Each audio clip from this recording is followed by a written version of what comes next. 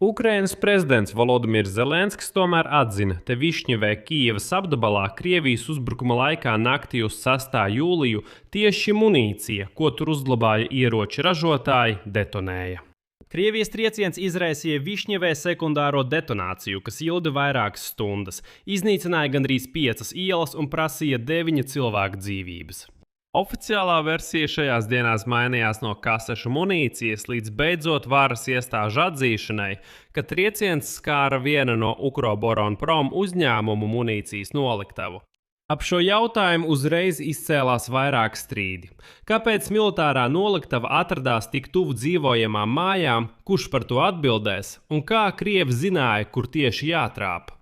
Zelenskis jau paziņoja, ka noticis kritisks pārkāpums, un vainīgie jau ir atrasti. Tāpēc šajā raidījumā mēs būsim maksimāli neitrāli, balstoties uz oficiālo informāciju. Un aplūkojot dažādas versijas, izskatīsim situāciju Višņevē, bez pārsteidzīgiem secinājumiem, tur, kur vēl notiek izmeklēšana. Un pēc tam apskatīsim vēl divas saistītas tēmas. Skaļš spiegošanas skandāls Romā, kur itāļu bijušo izlūkdienesta darbinieku apsūdzēja datu par pretgaisa aizsardzību nodošanā Maskavai Ukrainas vajadzībām, kā arī jauni uzbrukumi Ukrainas pilsētām. Krievijas raķešu triecieni ar šrapneli Kijivā. Un trieciens ar vadāmajām aviobumbām pa cilvēku pilnu vietu Sumu pilsētā 11. jūlijā. Mani sauc Aleksejs Pečijs, apspriedīsim visas šīs tēmas kopā, bet pirms mēs sākam, lūdzu, abonējiet šo YouTube kanālu. Mēs tuvojamies 300,000 abonentu atzīmē, tāpēc būšu pateicīgs, ja tieši jūs pievienosieties šim YouTube kanālam.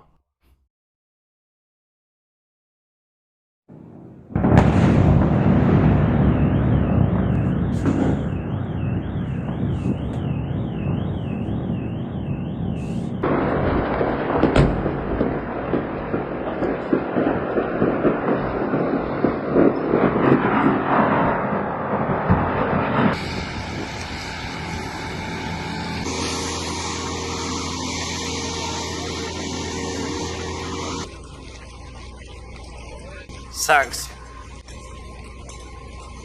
Redzēju.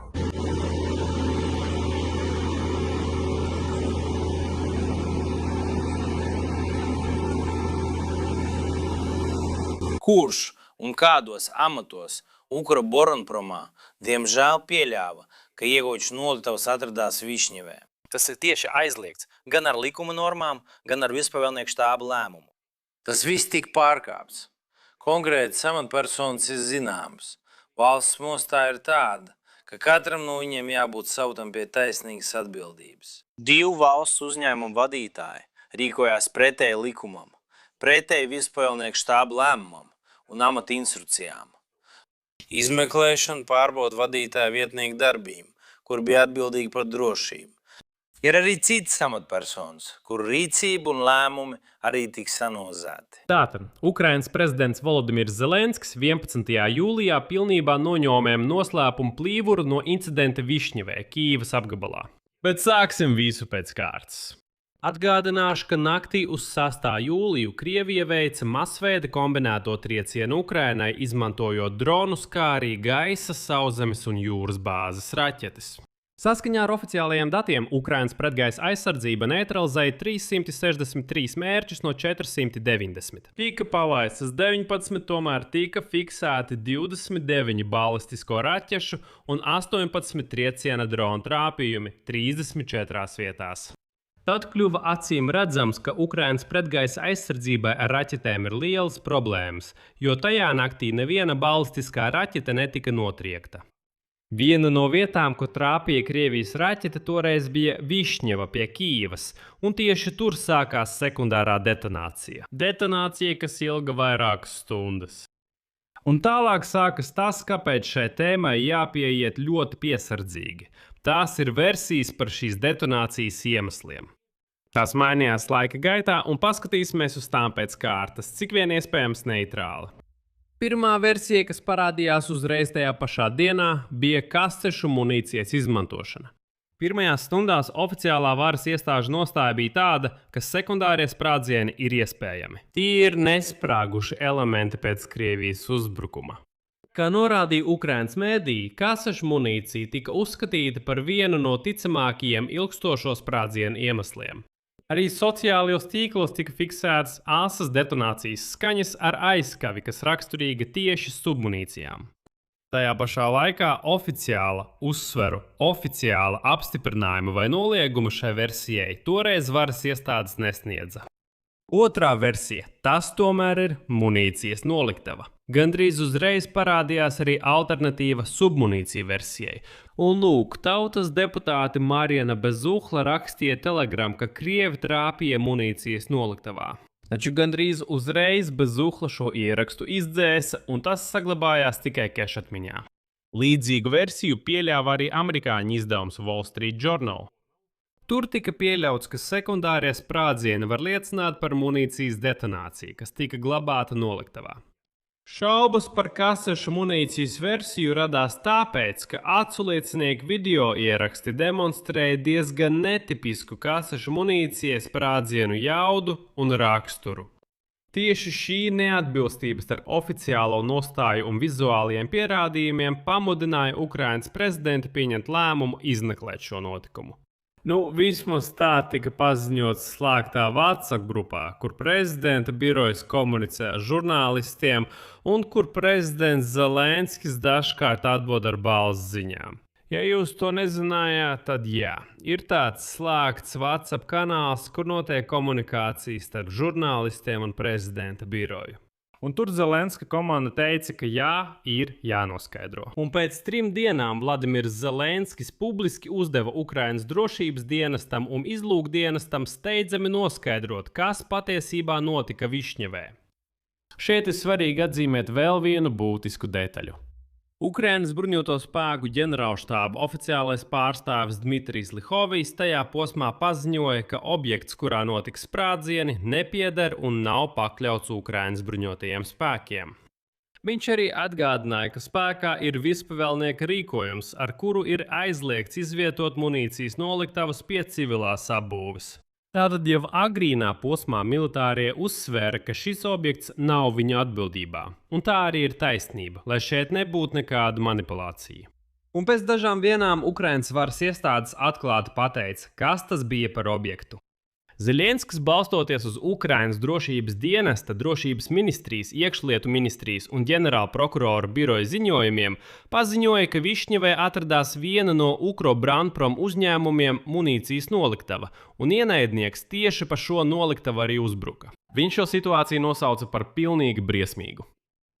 Saskaņā ar izmeklēšanas versiju, ko izklāstīja prezidents Zelenskis, 2 valsts uzņēmumu vadītāji rīkojās pretēji likumam, pretēji augstākā virspavēlnieka štāba lēmumam un amata instrukcijām, pieļaujot munīcijas noliktavas izvietošanu Višņevē. Diemžēl šis stāsts Ukrainai var beigties slikti. Jo tas ir arī ANO konvencijas pārkāpums, kas aizliedz izvietot munīcijas noliktavas apdzīvotu vietu teritorijā vai pie dzīvojamām mājām. Zelenskis tieši paziņoja, citēju, šodien SBU ģenerālmajors Poklats ziņoja pirmos rezultātus par to, kas un kādos amatos Ukrobranpromā diemžēl pieļāva, ka ieroču noliktavas atradās Višņevē.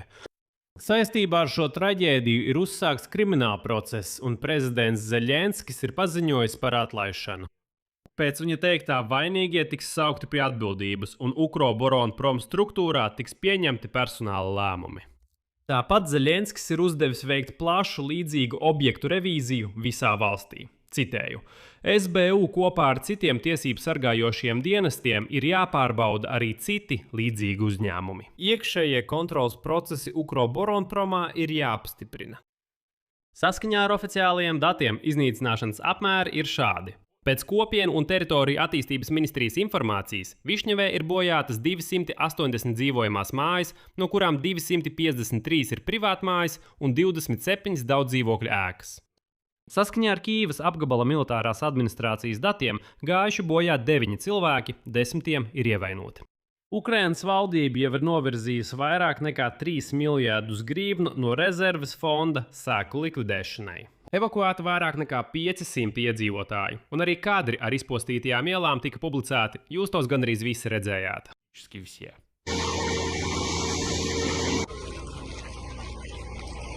Turpinājums sāks.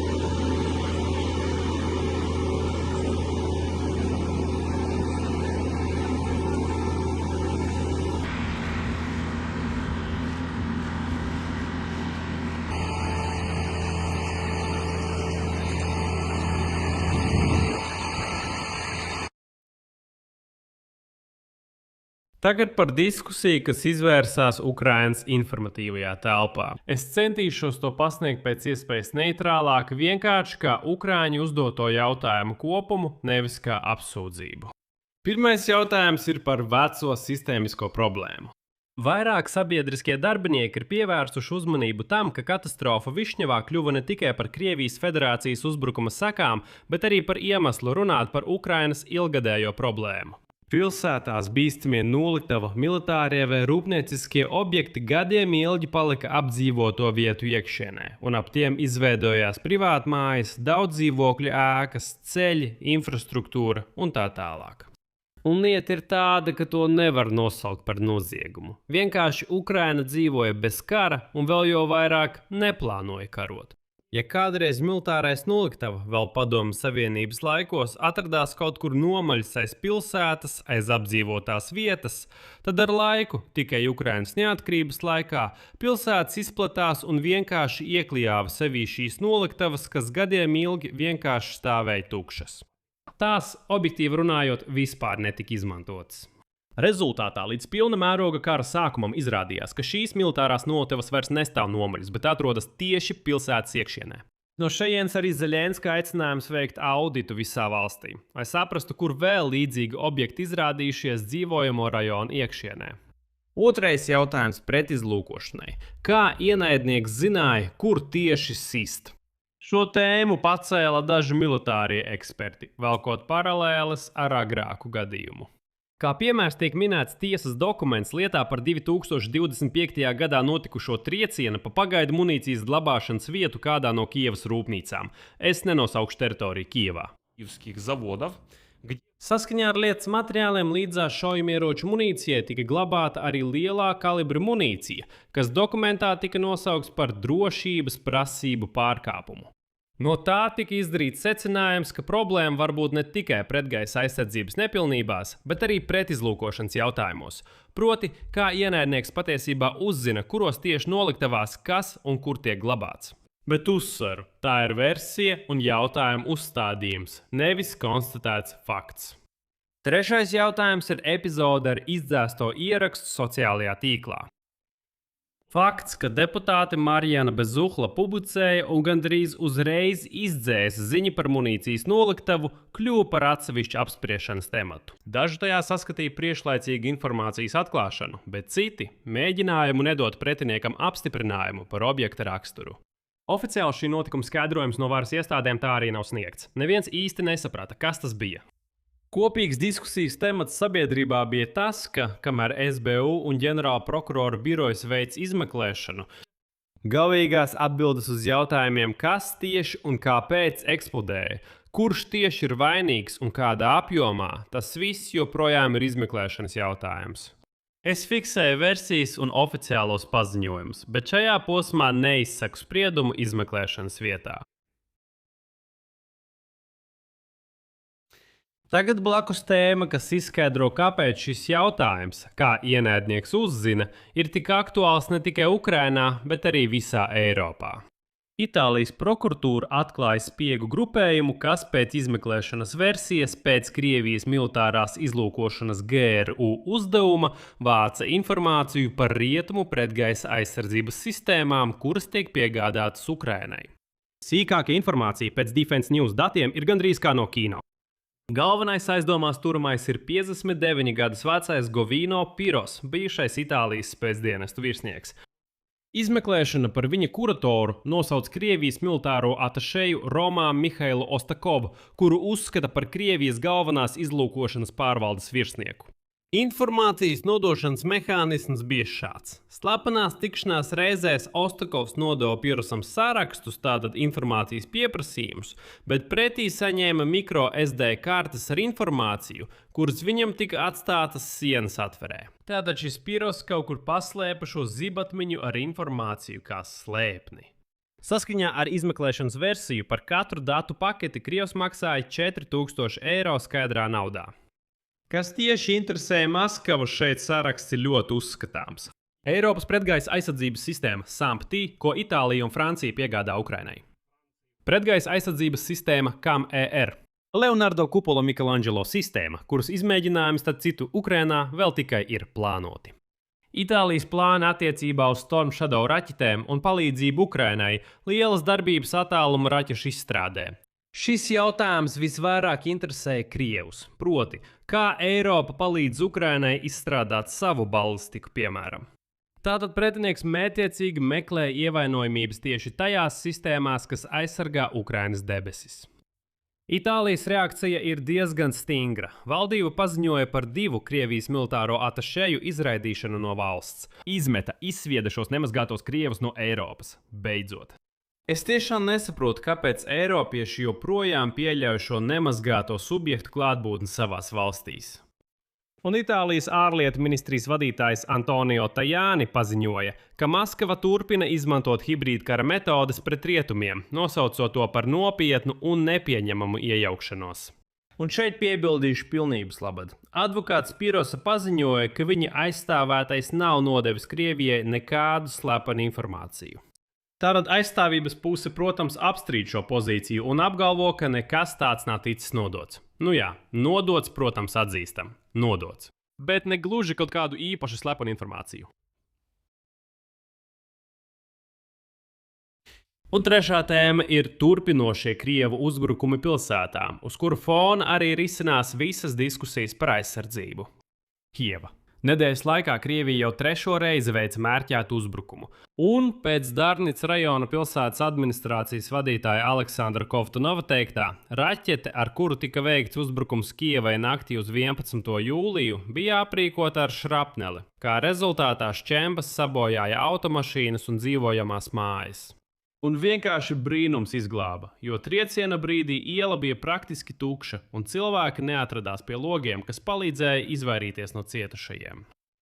Bet kamēr mēs runājam par Kīvu, Sumi ciešo vairāk.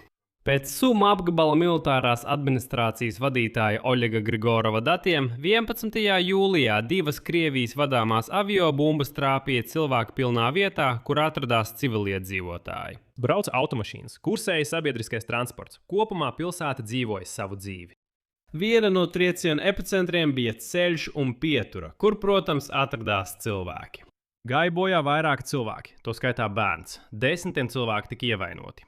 Atsevišķi tiek uzsvērts, ka šonadēļ pēc ministra Mihaila Fjodorova vārdiem drošības situācija tieši Sumas apgabalā ir būtiski pasliktinājusies. Krievija ir paplašinājusi Molnija tipa dronu FPV uz optiskās šķiedras un vadāmo aviobumbu izmantošanu, kurus viņi met tieši uz parastu miermīlīgu pilsētu. Apkoposim rezultātus. Attiecībā uz Višņevu oficiālā aina uz šodienu ir šāda.